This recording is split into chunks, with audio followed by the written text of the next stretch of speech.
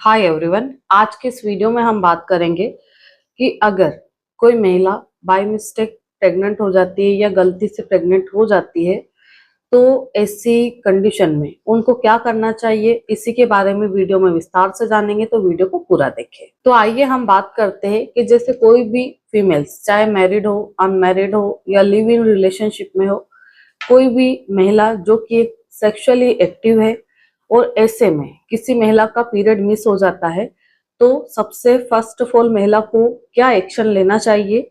तो जैसे ही period miss होता है, पीरियड मिस होने के 3 से 4 दिन के बाद में हमें फर्स्ट यूरिन सैंपल लेके हमें प्रेगनेंसी टेस्ट करना चाहिए। यानी कि मॉर्निंग का जो फर्स्ट यूरिन सैंपल रहता है वो लेना चाहिए। उसमें बीटा एचसीजी की वैल्यू अधिक रहती है, इसके कारण हमारा जो प्रेगनेंसी टेस्ट है वो अच्छे से डिटेक्ट कर पाता है कि आप प्रेग्नेंट है या नहीं है। प्रेगनेंसी टेस्ट हमारा पॉजिटिव आ रहा है तो इसके बाद में हमें क्या करना चाहिए। तो जैसे कि इसके बाद में आपने प्रेगनेंसी टेस्ट देख लिया है, सी और टी पे दोनों लाइनें डार्क आ रही है, तो आपको ये कंफर्म करता है कि आप प्रेग्नेंट है। इसके बाद में पीरियड मिस होने के 8 दिन बाद, यानी कि जैसे हमारा 1 तारीख को पीरियड मिस हुआ है तो हम 9 तारीख को अल्ट्रासाउंड कराएंगे, स्कैनिंग, जो कि प्रेगनेंसी का लेवल 1 स्कैन होता है या फिर अर्ली प्रेगनेंसी स्कैन होता है, जो पेल्विस या फिर आपका टीवीएस होता है। पेल्विक मतलब पेट से किया जाता है, नाभि के पास से। और अगर उसमें बच्चा नहीं दिखाई दे रहा, यानी कि एम्ब्रियो नहीं दिखाई दे रहे हैं, तो फिर हमें टीवीएस यानी कि ट्रांस वेजाइनल सोनोग्राफी करवानी पड़ती है। वो महिला के प्राइवेट पार्ट से की जाती है। छोटा सा प्रोब रहता है, इतना सा, उसको वेजाइना में इंसर्ट करके देखा जाता है कि आपकी जो प्रेगनेंसी है रियल में यूट्रस में है या फिर कहीं और बच्चा इम्प्लांट हो गया है। ठीक है, तो क्या होता है, जनरली हमें सबसे पहले यही कंफर्मेशन करना पड़ता है कि महिला को जो प्रेगनेंसी रुकी है वो नॉर्मल है या फिर एबनॉर्मल है। अगर नॉर्मल प्रेगनेंसी है, इंट्रा यूटेराइन प्रेगनेंसी है, तो उसमें दवाई दे सकते हैं, दवाई से आपका केस क्लियर हो जाएगा। बट अगर यहीं पे महिला की किस्मत खराब हुई, महिला को एक्टोपिक प्रेगनेंसी हो गई, तो फिर यहाँ पे खास करके जो एबॉर्शन पिल आती है, मिफिप्रिस्टोन और मिसोप्रोस्टल की दवाइयां, वो तो कतई नहीं दी जाती है। अगर आपकी जो प्रेगनेंसी है वो एक्टोपिक है और कम टाइम की है तो उसको इंजेक्शन के द्वारा रोका जा सकता है, बट वो डिपेंड करता है प्रेगनेंसी के टाइम पे एंड पेशेंट की कंडीशन पर। तो अभी हम सिर्फ नॉर्मल प्रेगनेंसी के बारे में बात कर रहे हैं, यानी कि इंट्रा यूटेराइन प्रेगनेंसी के बारे में बात कर रहे हैं कि किसी भी महिला को इंट्रा यूटेराइन प्रेगनेंसी आती है तो उस स्थिति में हमें क्या करना चाहिए। जैसे कि आप किसी भी डॉक्टर के पास जाते हैं तो डॉक्टर आपको डरा देता है, बोल देता है कि आप वॉश करा लो, जबकि जो मेडिसिन आती है जैसे अनवांटेड किट, मीफीजेस्ट किट, क्लियर, खुशी किट, गेस्टो प्रो, कॉन्ट्रापिल, मार्केट में कई सारी मेडिसिन अवेलेबल है जो 5 गोली का पत्ता रहता है, पर उसको सेल्फ कभी भी नहीं लेनी चाहिए। ये वीडियो सिर्फ आपकी जानकारी के लिए या फिर एजुकेशनल पर्पज से है, ताकि आप लोगों को एक राइट वे मिले, कुछ भी उल्टा पुल्टा ना करे, गलतियां ना करे। ठीक है, तो इन मेडिसिन से हम 6 से 9 हफ्ते तक की प्रेगनेंसी टर्मिनेट कर सकते हैं।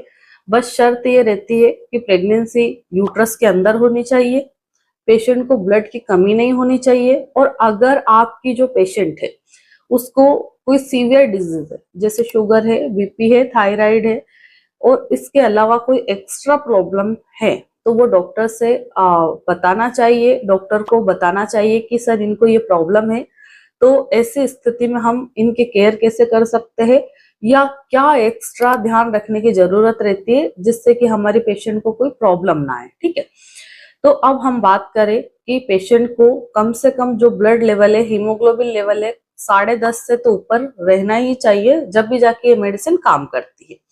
तो जैसे कि आप किसी डॉक्टर के पास गए, डॉक्टर ने मेडिसिन भी दे दी, पर डॉक्टर ने आपको क्या बोल दिया कि मेडिसिन खा के देख लो, कई बार मेडिसिन से नहीं होता है, अगर नहीं होगा तो हम वॉश कर देंगे। तो पेशेंट के मन में एक डर तो वहीं से घुस जाता है कि पता नहीं मैं दवाई तो खा रही हूँ, मेरा केस क्लियर होगा कि नहीं, मेरा पीरियड अच्छे से आएगा कि नहीं, है ना। तो जनरली हम जो किट है या टेबलेट है उसको कब इस्तेमाल कराते हैं, तो 42 दिन यानी कि 42 डेज पे जनरली मेडिसिन देने का रूल्स रहता है। कई सारी महिलाएं ये सोचती है कि मैं तो जितना जल्दी दवाई खाऊंगी उतना जल्दी मेरा केस क्लियर हो जाएगा। तो कम से कम हमारा जो एम्ब्रियो है उसकी ग्रोथ इतनी होनी चाहिए कि वो 6 हफ्ते का हो जाए। अगर आप 6 हफ्ते से पहले दवाई खा लेंगे, जैसे आज पीरियड मिस हुआ, कल आपने मेडिसिन खा ली, तो आपका केस बिगड़ जाएगा। आपको मेडिसिन काम नहीं करेगी, थोड़ा सा पीरियड आके बंद हो जाएगा या बिल्कुल पीरियड आएगा ही नहीं, सिर्फ वाइट डिस्चार्ज आता रहेगा। कोई महिला का पीरियड मिस हुआ, अभी 1 हफ्ता हुआ, उसने दवाई खा ली, तो सेम कंडीशन आपके सामने आएगी। इसलिए मेरी स्पेशली एडवाइस ये रहती है कि आप 6 हफ्ते कंप्लीट होने पे यानी कि 42 डेज यानी कि पीरियड मिस होने के 12 दिन बाद ही दवाई उपयोग करें। इससे पहले अगर आप उपयोग करते हैं तो आपका केस बिगड़ेगा, फिर आपको सफाई करवानी पड़ेगी ना चाहते हुए भी, ठीक है। अगर ऐसी स्थिति आपके साथ भी हो रही कि आप मेरा ये वीडियो बाद में देख रहे हैं, आपने मेडिसिन खा ली 5 हफ्ते की प्रेगनेंसी पे, 5.5 हफ्ते पे, और टेबलेट खाने के बाद ब्लीडिंग नहीं हुई, तो घबराने की कोई बात नहीं है। 3 से 4 दिन आराम से वेट करिए, गर्म चीजें खाइए, फिर दोबारा आप मुझसे कांटेक्ट करने की कोशिश करिए। मेरी ऑनलाइन कंसल्टेशन अवेलेबल है, अपॉइंटमेंट बुक करके आप मुझसे बात कर सकते हैं। जो भी सवाल आपके मन में है वो भी आप पूछ सकते हैं। मेरी क्या एडवाइस रहेगी वो भी मैं आपको बता सकती हूँ, क्योंकि यहाँ पे आप दोबारा अपनी डॉक्टर के पास जाओगे तो डॉक्टर आपको सिर्फ एक ही ऑप्शन देंगी कि बस आप तो सफाई करवा लो, डीएनसी करा लो या सर्जिकल एबॉर्शन करा लो, अब दवाई से नहीं हो पाएगा। क्योंकि जनरली मेरे पास में जितने भी काउंसलिंग वाले केस आते हैं कि डॉक्टर हमने दवाई खा ली, पीरियड नहीं आया, जब हम डीपली हिस्ट्री लेते हैं तो पता चलता है कि पेशेंट को अभी तो 5 हफ्ते भी अच्छे से कंप्लीट नहीं हुए और डॉक्टर ने आज इस दवाई चालू करवा दी इनको। डॉक्टर ने ये भी नहीं बोला कि 6 वीक कंप्लीट होने दो, और फिर डॉक्टर ये बोल रही कि अब तो नहीं क्लियर होगा दवाई से, आप तो वॉश करा लीजिए। तो ये बिल्कुल गलत बात है। आप लोग थोड़ा सा अवेयरनेस रखिए कि हमें दवाइयाँ कब चालू करनी रहती है। तो आइए अब हम बात करते हैं कि जैसे यहाँ पे मेडिसिन का उपयोग किस तरह से किया जाता है। तो देखिए, ये जो एमटीपी रहती है या एबॉर्शन पिल रहती है, इनको कई सारे तरीके हैं, कई 25 तरीके से हम उपयोग कर सकते हैं। 12 घंटे, 24 घंटे, 36 घंटे, 48 घंटे। कोई ओरली लेता है, कोई मुंह में रख के चूसता है, कोई वेजाइनली उपयोग करता है। तो जो डोजेस रहते हैं ये फुली आपकी कंडीशन पे डिपेंड करता है कि जैसे आप पहली बार प्रेग्नेंट हुए या दूसरी बार प्रेग्नेंट हुए, आपके कितने बच्चे हैं, आपको क्या अदर प्रॉब्लम है, उसके हिसाब से आपके डोजेस डिसाइड किए जाते हैं। किसी भी पेशेंट को सेम डोजेस नहीं दिए जाते हैं, क्योंकि आपकी कंडीशन अलग है, मेरी कंडीशन अलग है, ठीक है। तो ये डिपेंड करता है आपकी हिस्ट्री पर कि हम किस तरह से दे सकते हैं ताकि आपको कोई प्रॉब्लम भी ना आए और आपका केस भी इजीली क्लियर हो जाए। कई बार क्या होता है, जैसे डॉक्टर ने बोल दिया कि जो बड़ी टैबलेट है मिफेप्रिस्टोन की आज नाइट में ले लीजिए, कल का गैप दे देना, और जो 4 टैबलेट है मिसोप्रोस्टल की छोटी छोटी गोलियां, तीसरे दिन नाइट में चारों गोलियां एक साथ मुंह में रख के चूस लेना। कई बार ये पेशेंट ऐसा करती भी, पर पेशेंट को इतना ज्यादा अनकंट्रोल पेन होता है, कई बार पेशेंट को झटके आने लग जाते हैं, बेहोश हो जाती है।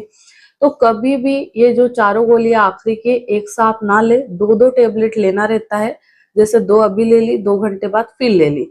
अगर आपके डॉक्टर ने आपको चारों टैबलेट एक साथ लेने के लिए बोल दिया है तो गलती मत करिएगा, चारों एक साथ मत लीजिए, क्योंकि बहुत हाई पावर होता है। तो कई बार महिलाएं इतने पावर को झेल नहीं पाती है और बहुत सारी प्रॉब्लम खड़ी हो जाती है।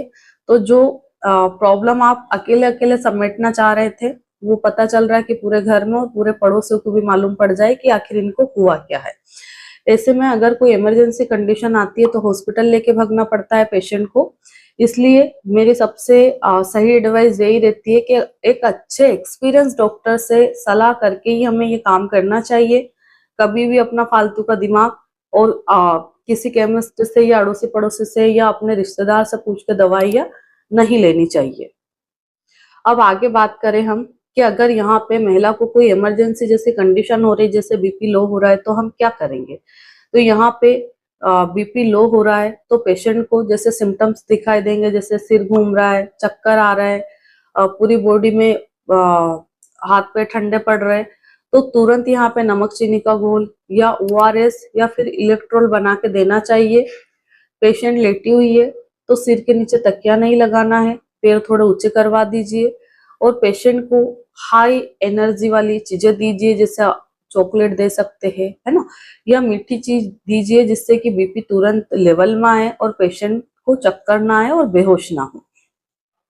इसके बाद में अगर यहाँ पे पेशेंट को बहुत अनकंट्रोल वाला पेन हो रहा है तो फिर यहाँ पे पेन किलर भी दे सकते हैं, जैसे कि ब्रूफेन टेबलेट आती है या फिर आपके ड्रोटावेरिन एमएफ टेबलेट आती है, जो कि यहाँ पे बिल्कुल सेफ रहती है। इसके बाद में पेशेंट को अगर चक्कर आ रही है, बहुत ज्यादा नोज़िया वोमिटिंग की प्रॉब्लम हो रही है, तो उल्टी की दवाई भी आप यहाँ पे दे सकते हैं। इसके अलावा जैसे किसी पेशेंट को बहुत हाइपर एसिडिटी की प्रॉब्लम है, तो पहले से जो भी आप मेडिसिन लेते हैं एसिडिटी कंट्रोल करने के लिए, जिसको पीपीआई बोला जाता है, वो आप ले सकते हो, जो रेगुलरली आप लेते हैं। अगर एक्स्ट्रा में कोई इश्यू हो रहा है तो उसकी मेडिसिन जो डॉक्टर ने रिकमेंड की है वो आप ले सकते हैं, कोई दिक्कत नहीं है। अगर आपने हीमोग्लोबिन करवाया और अगर थोड़ा मोड़ा उसका लेवल कम आ रहा है, जैसे 10 के पास आ रहा है या बॉर्डर लाइन पे आ रहा है, 10.5 आ रहा है, तो यहाँ पे आप आयरन फॉलिक एसिड के टेबलेट्स या फिर सिरप भी चालू कर दीजिए अभी से, ताकि आपका पीरियड अच्छे से खुल के आ जाए और इसके बाद में आपको खून की कमी ना हो, तो आपको चक्कर वगैरह नहीं आएंगे। नहीं तो चलने में सांस फूलेगी, बॉडी वाइट हो जाएगी और खून की कमी होने से और भी कई सारी प्रॉब्लम खड़ी हो सकती है। तो आशा करती हूँ कि इस वीडियो के माध्यम से मैं आपको अच्छे से समझा पाई हूँ कि अगर हमें गलती से प्रेगनेंसी हो जाए तो उसको हटाने के लिए क्या करना चाहिए। धन्यवाद।